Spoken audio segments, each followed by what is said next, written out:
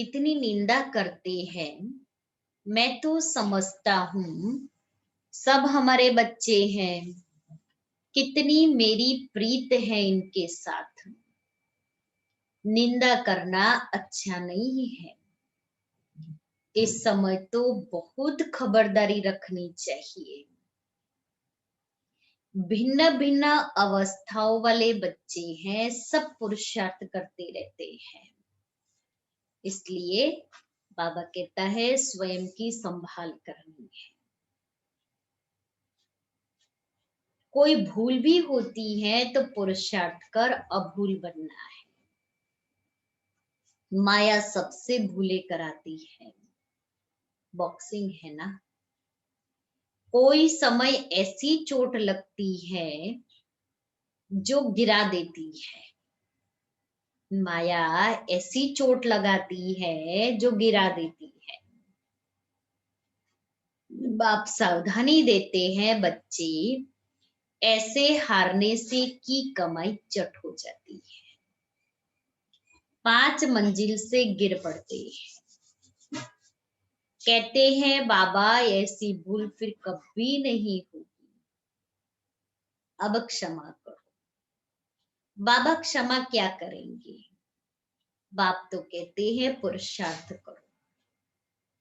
बाबा जानते हैं माया बहुत प्रबल है, बहुतों को हराएगी। बाबा वार्निंग दे रहा है कि माया ऐसी प्रबल है जो बहुतों को हराएगी। टीचर का काम है भूल पर शिक्षा दे, अभूल बनाना। ऐसे नहीं कि किसी ने भूल की तो हमेशा उनकी वह होती रहेगी। किसी ने एक बार भूल की तो उसके लिए हमें कोई सर्टिफिकेट नहीं दे देना है कि ये तो है ही ऐसे, ये तो कभी सुधरने वाले ही नहीं है। कभी क्या करते, स्टैंप लगा देते हैं। बाबा कहता है ऐसा नहीं करना है। नहीं, अच्छे गुण गाए जाते हैं ना, उसके गुण देखे।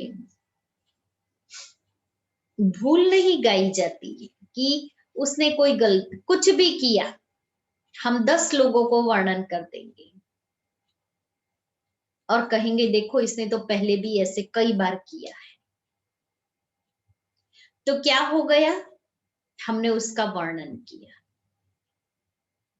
बाबा कहता है ऐसा नहीं करो, अच्छे गुण गाओ, भूल नहीं गाओ कि इसने ये भूल की है।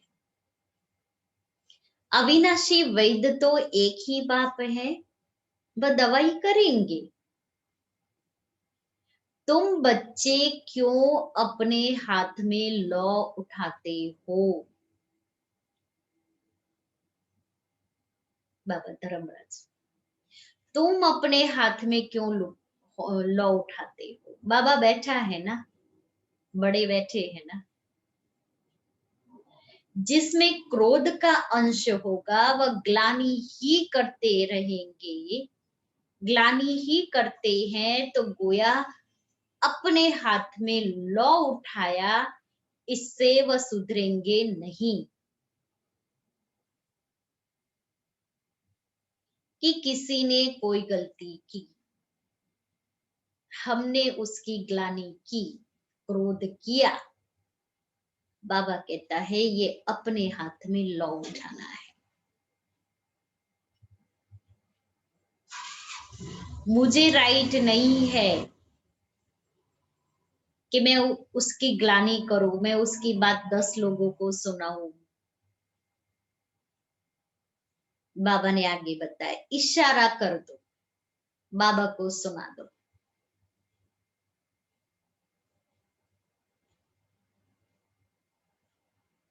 और ही अनबन हो जाएगी। क्यों बाबा मना कर रहे हैं?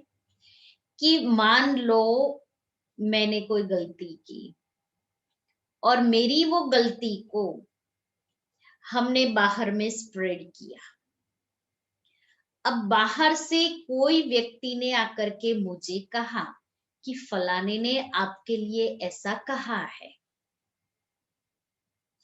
तो मेरी उस व्यक्ति के साथ अनबन हो जाएगी।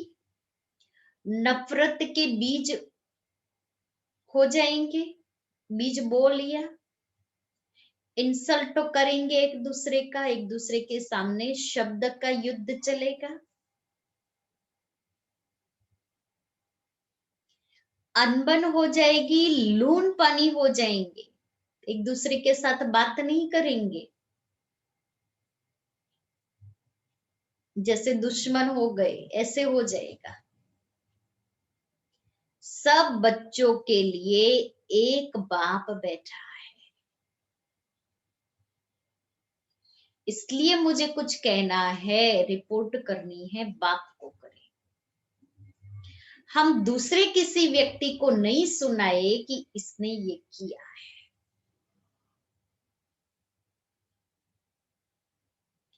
अव्यक्त बाप दादा की एक मुरली है जिसमें बाबा ने कहा कि अगर उल्टी आती है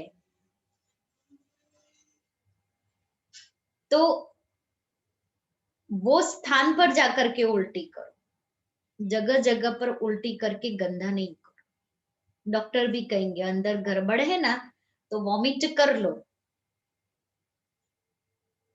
ताकि हल्के हो जाएंगे। ऐसे ही किसी ने कुछ कहा, गलती किया या कुछ कुछ भी ऊपर नीचे हुआ, मैं जगह जगह पर सुना करके गंदगी नहीं फैलाऊं, मैं क्या करूं,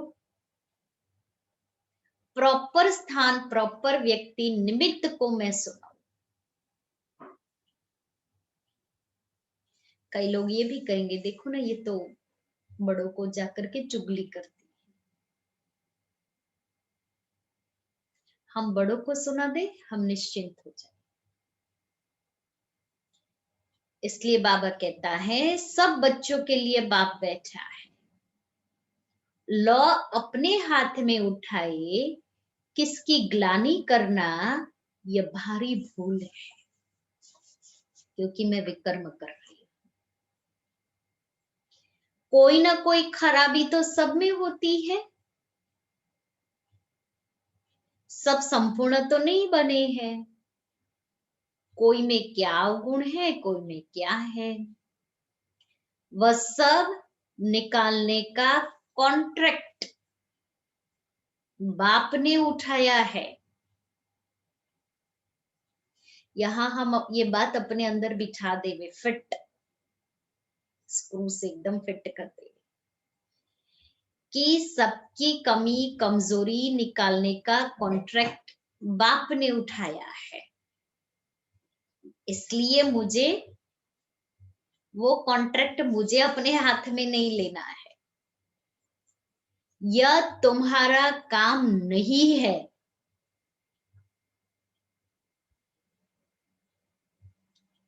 बच्चों की खामियां बाप सुनते हैं तो वह निकालने के लिए प्यार से समझानी दी जाती है। अभी तक कोई संपूर्ण बना नहीं है, सब श्रीमत पर सुधर रही है। संपूर्ण तो अंत में बना है। इस समय सब पुरुषार्थी है, बाबा सदैव अडोल रहते हैं, बच्चों को प्यार से शिक्षा देते रहते हैं। शिक्षा देना बाप का काम है, फिर उस पर चले न चले वह हुई उसकी तकदीर, लेकिन बाबा शिक्षा देगा, मैं नहीं दूं। बाबा शिक्षा देगा, फिर उस शिक्षा पर चले न चले वो उसकी तकदीर।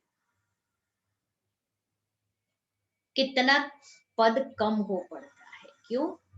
क्योंकि बाबा ने शिक्षा दी और उस पर हम नहीं चले तो पद कम। श्रीमत पर न चलने कारण कुछ भी ऐसा करने से पद भ्रष्ट हो जाएगा, दिल अंदर खाएगा हमने ये भूल की, हमको बहुत मेहनत करनी पड़ेगी। किसका भी अवगुण है, तो वह बाप को सुनाना है। दर दर सुनाना ये दे अभिमान है। दर दर सुनाएंगे कोई सॉल्यूशन थोड़ी मिलने वाला है। बाबा थोड़ी उसको प्यार से समझेंगे, क्योंकि बाबा के पास तो बात गई नहीं, बाबा को तो सुनाया नहीं। और बाप रहमदिल होता है अपने बच्चों के लिए, जो प्यार से समझाने देंगे। बच्चे माना आत्मा एक दूसरे को नहीं समझा सकते, बाप समझा सकते हैं।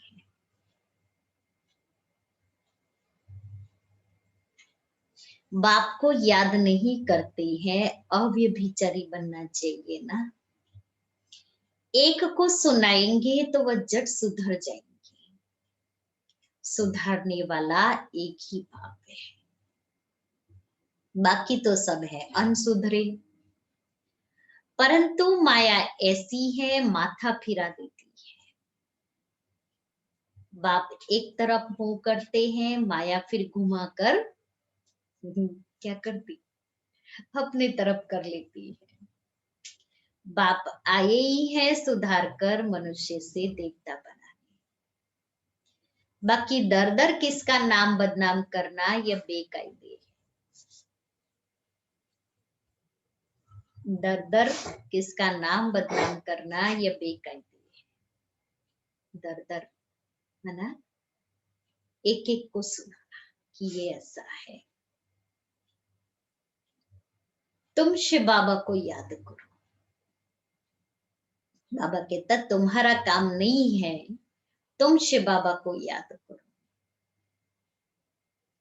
जजमेंट भी उनके पास होती है ना, बाप के पास। कर्मों का फल भी बाप देते हैं, फल ड्रामा में है, परंतु किसका नाम तो लिया जाता है ना। बाप तो बच्चों को सब बातें समझाते रहते हैं। तुम कितने भाग्यशाली,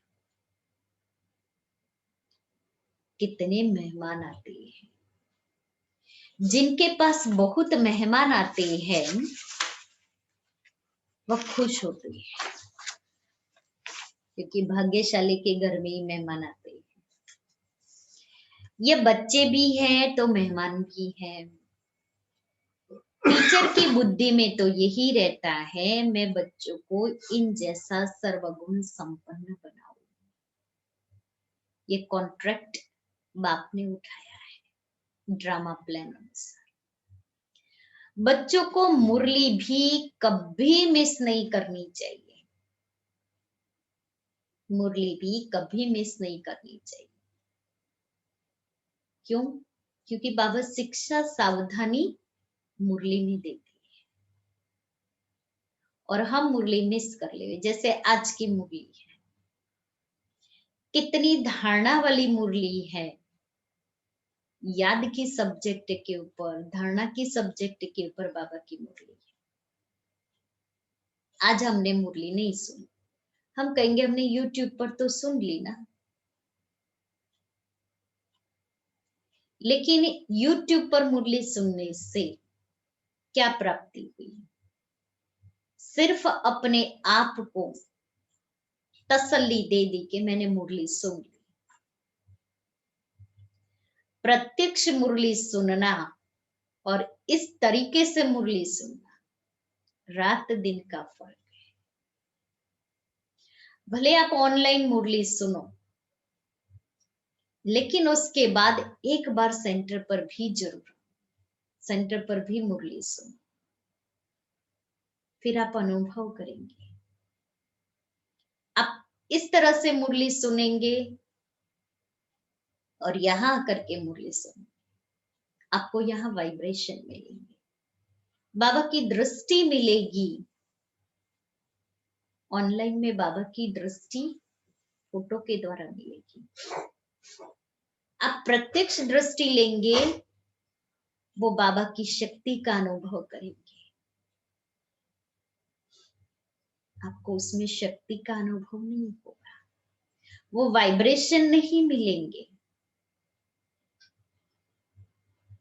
इसलिए मुरली सुने, ऑनलाइन सुन लो, यूट्यूब पर सुन लो, लेकिन लक्ष्य रखो, मुझे बाबा के घर आना है।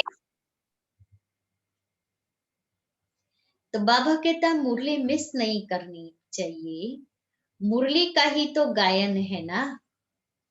एक भी मुरली मिस की तो जैसे स्कूल में एब्सेंट पड़ गई। अब सोचो ये स्कूल में कितनी एब्सेंट हुई। आजकल स्कूल चालू हो गई है, जिस्मानी स्कूल, बच्चे पढ़ने जाते हैं ना। तो हमारी भी ये बेहद की स्कूल शुरू हो गई है, और मुझे अभी स्कूल शुरू हो गई तो मुझे एब्सेंट नहीं करनी है। बच्चों को तो जबरदस्ती भेजेंगे जब स्कूल चालू हो गई। यह है बेहद के बाप का स्कूल। इसमें तो एक दिन भी मिस नहीं करना चाहिए। बाप आकर पढ़ाते हैं। दुनिया में किसको मालूम थोड़ी ही है स्वर्ग की स्थापना कैसे होती है। यह भी कोई नहीं जानते, तुम सब कुछ जानते हो।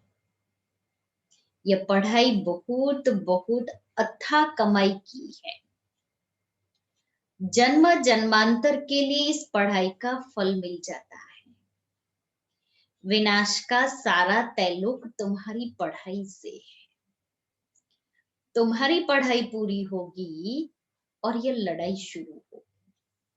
इसलिए बाबा पढ़ाई मिस नहीं करनी, ये इसलिए कहते हैं। पढ़ते पढ़ते बाप को याद करते, जब मार्क्स पूरी हो जाती है, इम्तिहान हो जाता है, तब लड़ाई लगती है। तुम्हारी पढ़ाई पूरी हुई तो लड़ाई लगेगी। ये नई दुनिया के लिए बिल्कुल नया ज्ञान है, इसलिए मनुष्य बेचारे मूंझते हैं। अच्छा, मीठे मीठे सिक्के लेते बच्चों प्रति माता पिता बाप दादा का याद प्यार और गुड मॉर्निंग। रूहानी बाप की रूहानी बच्चों को नमस्ते। हम रूहानी बच्चों की रूहानी बाप दादा को याद प्यार गुड मॉर्निंग और नमस्ते। धारणा के लिए मुख्य सूत्र। किसी के अवगुण देख उसकी निंदा नहीं करना है। जगह जगह पर उसके अवगुण नहीं सुनाने हैं। अपना मीठापन नहीं छोड़ना है। क्रोध में आकर किसी का सामना नहीं करना है। दूसरा, सबको सुधारने वाला एक बाप है, इसलिए एक बाप को ही सब सुनाना है। अव्यभिचारी बनना है। एक को याद करना है, एक को ही सुनाना है, एक से ही सुनना है। मुरली कभी भी मिस नहीं करनी है। वरदान, दे अभिमान के मैपन की संपूर्ण आहुति डालने वाले धारणा स्वरूप भव। जब संकल्प और स्वप्न में भी दे अभिमान का मैपन न हो, अनादि आत्मिक स्वरूप की स्मृति हो, बाबा बाबा का अनहद शब्द निकलता रहे, तब कहेंगे धारणा स्वरूप सच्चे ब्राह्मण। स्वप्न और संकल्प में दे अभिमानपन का मैंपन न हो। मैंने किया, मैं कर रहा हूं, मुझे आता है, ये मैंपन। मैं बहुत होशियार, मैं बहुत सुंदर, मैं प्लानिंग बुद्धि, मैं बुद्धिशाली, मैं बहुत होशियार, मेरे जैसा कोई नहीं। ये सब दे अभिमान का मैंपन है। सदैव आत्मिक स्वरूप की स्मृति, मेरा अनादि स्वरूप ज्योति बिंदु स्वरूप। फिर बाबा बाबा का अनहद शब्द मैंपन निकाल करके बाबा ने किया, बाबा कर रहा, बाबा बना रहा है। बाबा बाबा दिल से, मुख से बाबा बाबा नहीं, दिल से बाबा बाबा निकलता रहे। तब बाबा कहता है धारणा स्वरूप बनेंगे, सच्चे ब्राह्मण कहलाएंगे। मैपन अर्थात पुराने स्वभाव संस्कार रूपी सृष्टि को जब आप ब्राह्मण इस महायज्ञ में स्वाहा करेंगे, तब इस पुरानी सृष्टि की आहुति पड़ेगी। तो जैसे यज्ञ रचने के निमित्त बने हो, ऐसे अब अंतिम आहुति डाल समाप्ति के भी निमित्त बनो। श्लोगन है, स्वयं से, सेवा से और सर्व से संतुष्टता का सर्टिफिकेट लेना ही सिद्धि स्वरूप बनना है। स्वयं से, सेवा से और सर्व से संतुष्टता का सर्टिफिकेट लेना ही सिद्धि स्वरूप बनना है।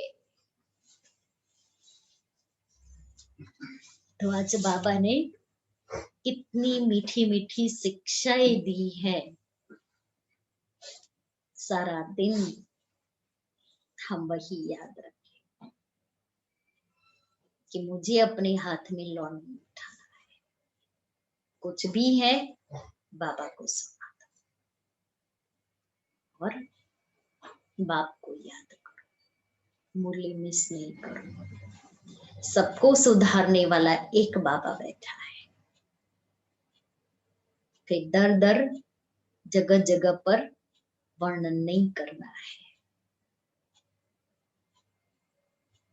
तो ऐसी शिक्षाओं भरी बाबा की वाणी अवगुण नहीं देखना है, मुरली मिस नहीं करनी है, अव्यभिचारी याद में रहना है।